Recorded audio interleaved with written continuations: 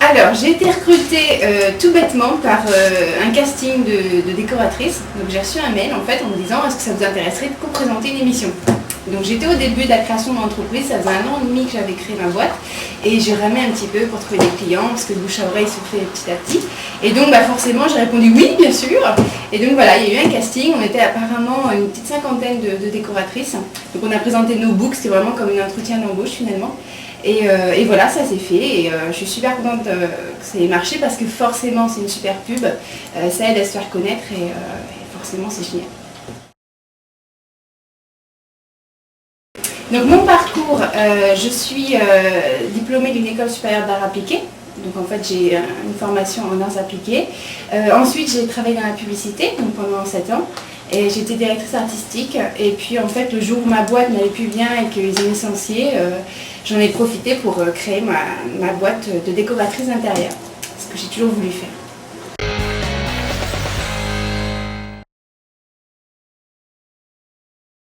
Alors c'est pas toujours facile parce que finalement les tournages prennent beaucoup de temps, c'est un peu éparpillé à l'année, puis c'est au fur et à mesure que M6 recommande des émissions qu'on en prépare.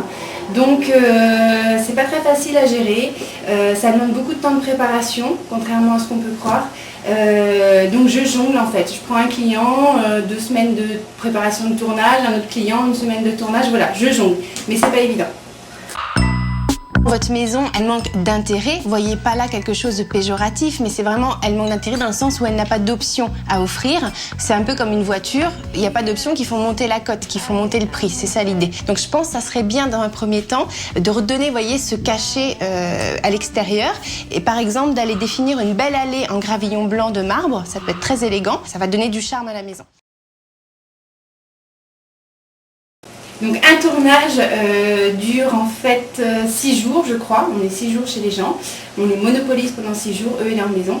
C'est finalement très rapide parce qu'avec la dose de travaux qu'on effectue, c'est très très dense. Et bien sûr il y a de la préparation qu'on ne voit pas, mais il y a 6 jours de tournage.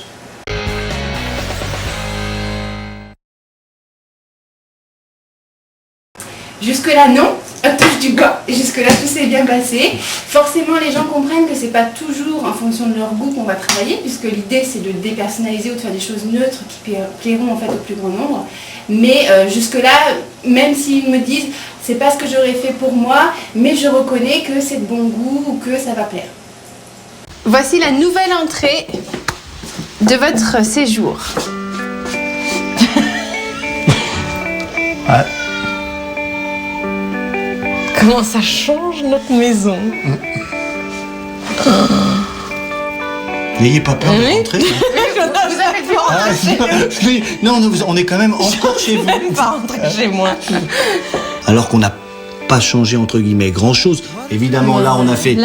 On a fait quand même. Oui, on a fait une grande ouverture. Ça paraît beaucoup plus grand là, comme ça. Même quand on a vu sur l'entrée, ça fait plus. Ça étire vraiment la perspective. Oui, ça étire énormément.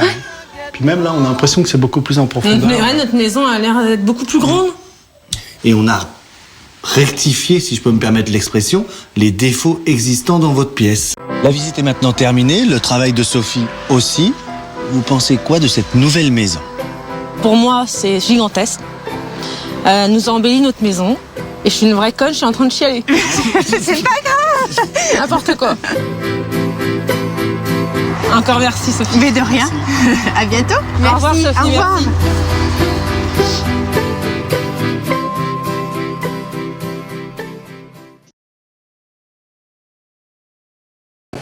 Tout à fait. Et d'ailleurs, c'est marrant que vous en parliez parce qu'on est sur la dernière ligne droite. Donc c'est un bébé qui végète depuis 2 ans. Donc ça a commencé avant même en fait que je ne sois diffusée à la télé. C'était un projet que j'avais depuis un moment et qui a mis du temps, qui traîne, mais qui va sortir très bientôt. Donc je donne rendez-vous à tout le monde pour acheter ce livre. Ce sera aux éditions Erol. Voilà.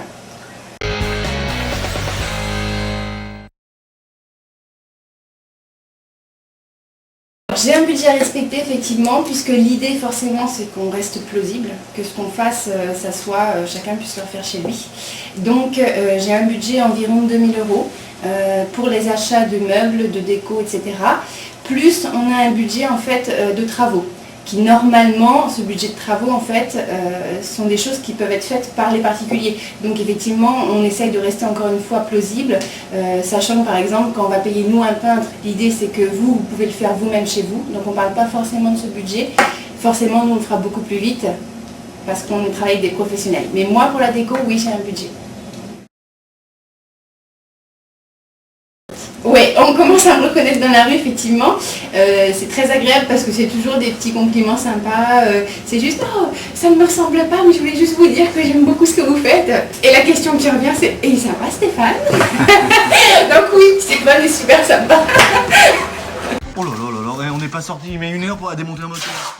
Bah, vas-y, retire-le le moteur. Si tu le casses, attention à toi. Hein. Il va le casser. Mais non, je vais pas le casser. C'est une bonne idée de lui donner. Hein. Il va le casser. Eh non, c'est... Oh. Je suis sûr qu'il va le casser. T'as jamais joué à l'Action Man? Comment? T'as jamais joué à l'Action Man? Moi, j'étais plutôt aux chiffres, aux lettres. Bon, bah, on peut l'envelopper avec le moteur. Pourquoi tu veux enlever le moteur? Voilà, on l'enveloppe avec le moteur. Tiens, donne-moi un papier, on va l'envelopper avec le moteur.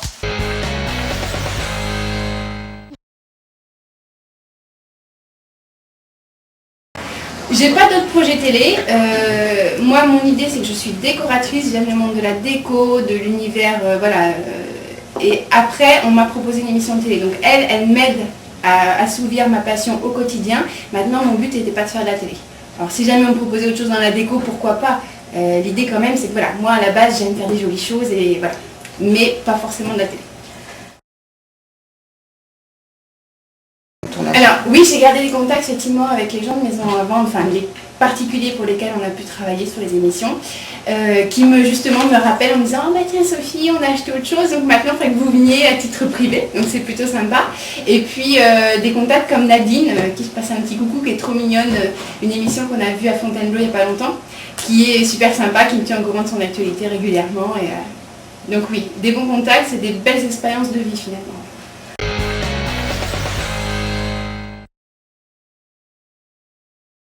Bah écoutez, je vous attends tous pour mon bouquin. Il y aura d'autres projets aussi si vous aimez ce que je fais et si vous avez envie de retrouver un petit peu ma touche. Donc n'hésitez pas à m'écrire et je voudrais juste m'excuser à tous les gens à qui je ne peux pas répondre par mail parce que j'ai beaucoup de demandes et ça me tracasse un peu, mais voilà, c'était juste ça. Donc tout plein de jolies choses à tout le monde.